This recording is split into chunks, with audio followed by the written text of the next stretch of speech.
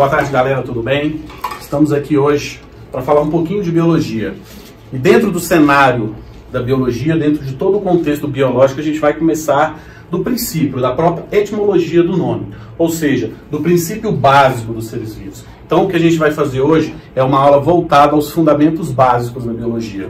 E dentro desse aspecto da biologia, a gente vai tratar especificamente dos seres vivos, ok? E aí, dentro desse contexto, a gente pode pensar, né? Biologia, estudo da vida. E aí eu deixo para você responder, o que é vida? Dentro dessa pergunta, a gente pode buscar uma série de respostas. E as que virão, geralmente são de caráter filosofal. Se você quiser, deixa lá no comentário alguma informação, alguma definição que você tenha, para que a gente possa discutir. Mas, dentro desse contexto, eu não tenho uma resposta definida, biologicamente falando, para a vida. Então, a gente vai partir para aqueles indivíduos que têm vida, que são os seres vivos. Seres vivos, a gente pode analisar eles sob duas óticas. A gente pode analisar ele, primeiro, o que são os seres vivos?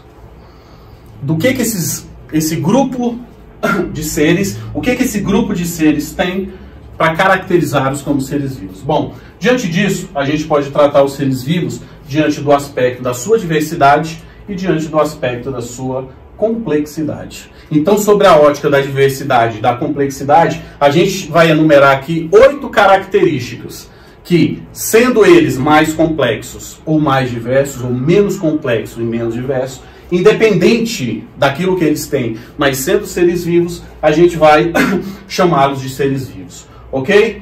Primeira característica, a composição química. Todo e qualquer ser vivo, ele tem um conjunto de elementos químicos, um conjunto de moléculas, um conjunto de átomos, que é comum a todos eles. E quais são esses compostos químicos? Nitrogênio, carbono, hidrogênio, oxigênio, fósforo, enxofre. Então, esses são os compostos químicos que são comuns a todos os seres vivos. Ok? Se você não lembrar, vai um macete aí. Aqui a gente tem uma palavrinha que a gente pode usar para lembrar de cada um daqueles compostos químicos, que é a palavrinha CHOMPS, que representa carbono, hidrogênio, oxigênio, nitrogênio, fósforo e enxofre. Então, esse grupo, esses 6 elementos químicos, eles são comuns a todos os seres vivos. Lógico que eles se ligam a outros elementos químicos e formam moléculas mais complexas. Mas esses elementos químicos aqui são comuns a todo e qualquer ser vivo. Ok? Então, dentro desse contexto, essa é a primeira característica. Segunda característica é teoria celular. Todo e qualquer ser vivo é formado por célula. Isso é uma regra que existe dentro da biologia. É uma teoria solidificada que diz que todo e qualquer ser vivo é formado por célula. Por isso que a célula é chamada de a unidade básica de todo e qualquer ser vivo. Para ser vivo, tem que ter célula. Só que a célula, nesse horizonte, nesse universo, nesse mundo de complexidade e diversidade, ela apresenta uma característica. Ela tem uma divisão. Existem 2 grupos de célula, 2 tipos de célula. Células que nós chamamos de eucarióticas, células que possuem um grupo maior de estruturas, dentre eles aquele que se destaca, que é o núcleo. E dentro de tudo aquilo que nós conhecemos como seres vivos, nós temos algas, protozoários, fungos, vegetais e animais dentro desse mundo das células. Só que a gente tem um grupo de células mais primitivas, que são as células chamadas de procarióticas, que são bactérias e cianobactérias. Ou seja, células que não têm tantos elementos, não têm tantas estruturas. E dentre elas, são células que não possuem núcleo. Ok? Segunda característica, célula. Vamos para a terceira, reprodução. Reprodução é um princípio básico para todo e qualquer ser vivo. Por quê? Sem reprodução não tem a manutenção da espécie. Ou seja, se as espécies não se reproduzirem, elas não conseguem se manter, elas não conseguem se perpetuar ao longo das gerações. ok? E a gente tem, dentro do universo que eu coloquei lá atrás, de complexidade e diversidade, dois tipos básicos de reprodução. A reprodução sexuada e a reprodução assexuada. Quando a gente fala de reprodução sexuada, a primeira coisa que as pessoas remetem é reprodução sexuada é aquela que tem sexo. Na verdade, a reprodução sexuada é a reprodução que ocorre a fusão do material genético, a união de material genético de dois indivíduos. E isso é importante porque na reprodução sexuada ocorre um fenômeno que nós chamamos de variabilidade genética. Eu tenho um encontro de características de dois indivíduos diferentes que vão se somar e formar um novo indivíduo. Esse novo indivíduo vai apresentar características comuns aos dois indivíduos genitores. Ou seja, nós temos aqui um princípio básico da variabilidade genética. Temos também a reprodução assexuada. Reprodução assexuada é aquela em que não existe a fusão de material genético de dois indivíduos. O que ocorre basicamente é uma formação de clones. Um indivíduo que, por um mecanismo específico da reprodução assexuada, e existem alguns mecanismos específicos de reprodução assexuada, ele forma clones, indivíduos idênticos a ele. Okay? Esse processo é um processo que não permite a variabilidade genética. Por quê? Porque o indivíduo não tem ali características genéticas que se confrontem, características de indivíduos que se confrontem. Sendo assim, a gente não tem um grande universo de características para se confrontar e eu promover ali uma variabilidade genética. Metabolismo. O que é o metabolismo? Todo e qualquer ser vivo apresenta metabolismo, que é um conjunto de reações químicas que faz aquele indivíduo funcionar. Aí você pergunta, professor, mas uma bactéria, um indivíduo unicelular, um indivíduo que só tem uma única célula, é um indivíduo que tem metabolismo sim, ele precisa funcionar, ele é um ser vivo, ele tem estruturas ali que dependem do funcionamento. E o metabolismo é esse conjunto de reações químicas que promove o funcionamento do indivíduo no seu aspecto metabólico, no seu aspecto químico, no seu aspecto funcional. Então, o metabolismo se divide em dois processos. Um processo de construção, de síntese, chamado de anabolismo, ou seja, duas moléculas se encontram, se unem e formam uma molécula maior. Quer um exemplo? Nós temos, por exemplo, os aminoácidos, unidades básicas dos carboidratos. Eles se unem e formam uma molécula maior, uma proteína. Ok? Quando isso acontece, nós estamos falando de anabolismo.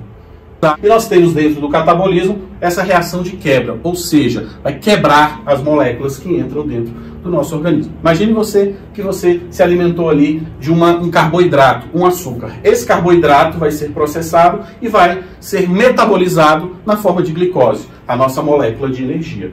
Quando essa molécula de energia precisa ser utilizada, ela entra dentro de uma célula, ela entra dentro da célula.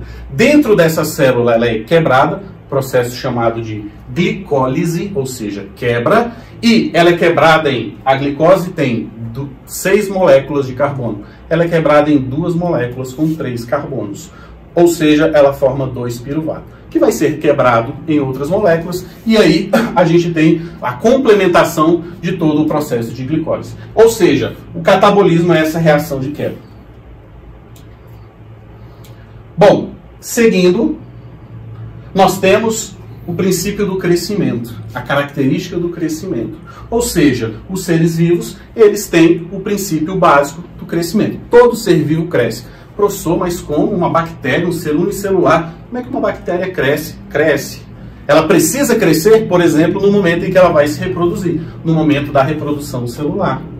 Ou seja, ela vai aumentar o seu volume, ela vai ter um crescimento de volume para se dividir em 2 iguais a ela, para formar 2 clones. Imagine se ela não tivesse esse crescimento. Ela ia se dividindo, se dividindo, se dividindo, se dividindo, e uma hora ela iria desaparecer. Então ela precisa ter esse crescimento de volume celular, para que na hora que ela se divida, ela tenha 2 clones idênticos à célula original. Ok? Então, nós, seres humanos, crescemos.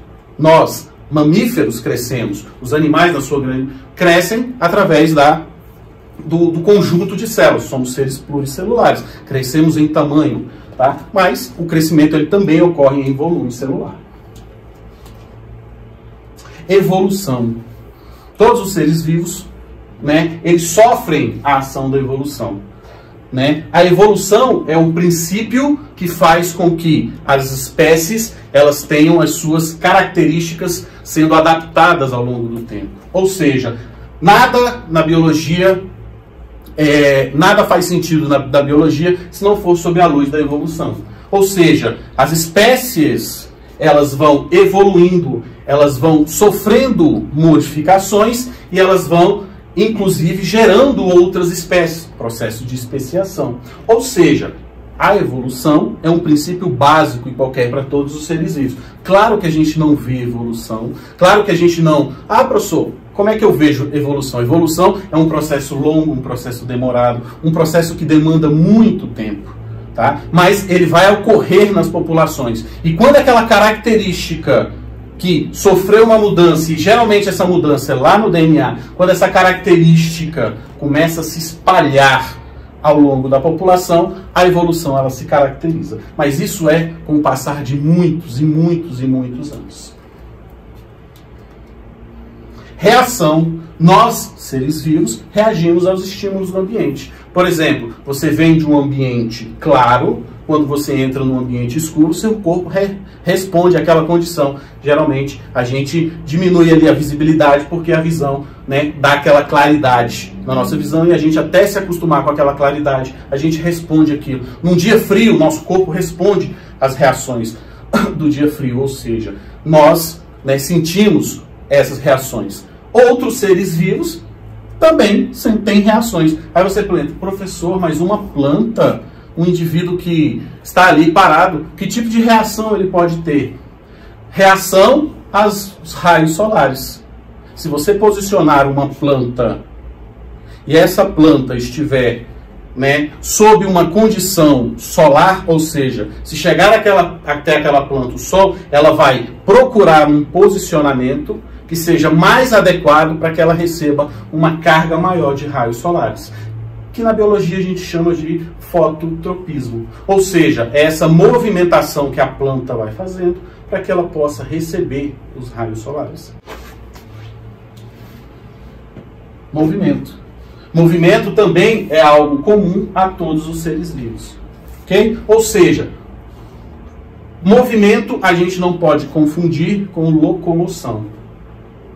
Nós nos movimentamos, nós nos locomovemos. Mas existem movimentos que nós caracterizamos, mesmo para aqueles indivíduos que não têm locomoção, que são os movimentos internos. Um vegetal, por exemplo, ele tem os seus movimentos internos. Seiva bruta e seiva elaborada, passando por todos os seus canais, por todos os seus vasos condutores. Então, existem movimentos celulares que faz com que os indivíduos, né, caracterizem essa questão do movimento, um movimento interno. Ok? E,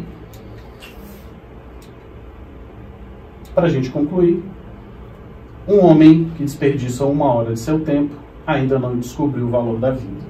Quem disse isso, já que estamos falando, né, dessa introdução geral da biologia, um dos maiores ícones da biologia, Charles Darwin. Então, tempo é algo valioso. O tempo para um ser vivo é algo primordial, é algo fundamental. Ok? Valeu, galera. Voltaremos na próxima aula, voltaremos com outros temas aí para vocês. Um grande abraço e até mais.